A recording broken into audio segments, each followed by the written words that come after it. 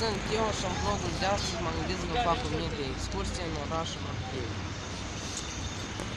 Acolo este Bradul, biblioteca municipală, statuia lui Vasile Lucu. Aceasta este intrarea la parcul central și vom face o mică plimbare. Acestea sunt scările, scena pentru concerte, un havuz, tabla de șah.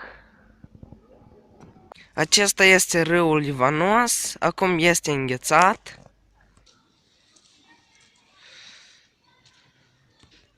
Aceasta este sigla orașului Orhei.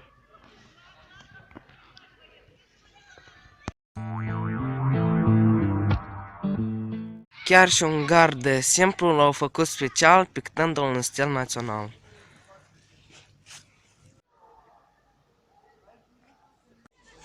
Sper că această scurtă călătorie nu te-a plictisit.